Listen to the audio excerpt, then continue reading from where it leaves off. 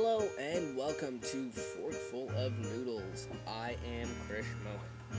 Mankind, the top of the food chain, like Leonardo DiCaprio famously shouted in that blockbuster hit of his, Gilbert!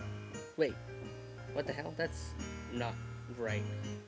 Regardless, look, we evolved from a small tribe of people in Ethiopia into the titans of industry that are spreading faster than herpes through a varsity football team.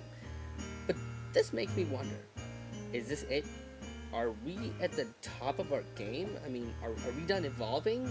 At one point, the dinosaurs were at the top of the food chain, and they couldn't even kill Jeff Goldblum. Oh, and not to mention the fact that Mother Nature blew them up like they were in some Die Hard movie. Does this mean that we're the next ones to get the Alan Rickman treatment?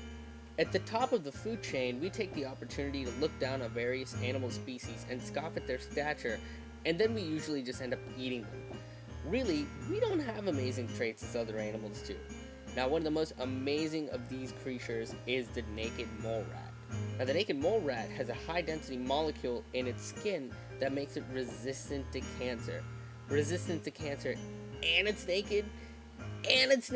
Oh my, it's the kind of extreme confidence that's admired by every hairless 14-year-old boy in a high school locker room, clutching to their towel while they shamefully slide their ironic American Eagle boxer shorts up their brittle prepubescent legs. Now that is amazing. But we have the ability to make people that can harness the power of anger to its full potential and control the weather like in that Joss Whedon documentary. So why should we give in to an animal that's much below us? Realize that there are animals with much more amazing traits than we have. I mean, if a creature like the naked mole rat can help cure cancer, then we should at least be able to cure depression without the label on the bottle saying, "Warning, will erase brain function and memory." You know, animals like the parrot that has been used to help robots speak, which is essentially how Skynet is going to get started. Crocodiles actually swallow stones to keep themselves balanced in the water, but we as humans just wear Crocs and lose our balance on the sidewalk. There are even some fish that have both male and female sex organs, which is ideal for some guys out there.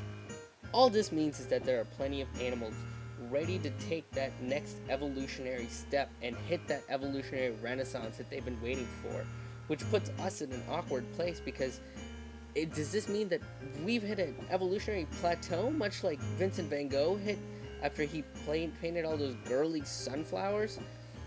A perfect sign of how we're done evolving is the fact that allergies still exist. Humans are the only creatures that are still trying to cure allergies. I mean, every spring there are people who sneeze and sniffle and get drowsy because of all the flowers in bloom, or as my dad calls me, a pussy. You never hear of any allergy-induced asthma cases in the animal kingdom. That's because the Serengeti, if you sneeze and fall, you'll get eaten by a lion, not have mommy swipe your nose with a Kleenex Cottonelle. The softest tissue in the market. Now, are allergies going to be our meteorite? Extinction by sniffles? Ugh, how embarrassing. Let's not look down on our animal brethren, but instead take care of them because they'll eventually lead us to becoming stronger and evolving into the comic book heroes that we admire so much. But let's not go nuts either. I mean, we still have to eat. So, you know, and let's be honest, poultry is delicious and beef is pretty damn good and fish and pork and eggs and veal and sharks. Oh my god, have you ever had sharks? Those are incredible. As deadly a predators they are, they're kind of great. Oh, and baby alligators, those are pretty good too, and crocodiles, and sometimes if you sprinkle like a rhino horn into pasta, that adds like a nice zing to stuff, and sometimes they have like river bones and stuff. Thank you so much for joining me on this episode of Forkful of Noodles.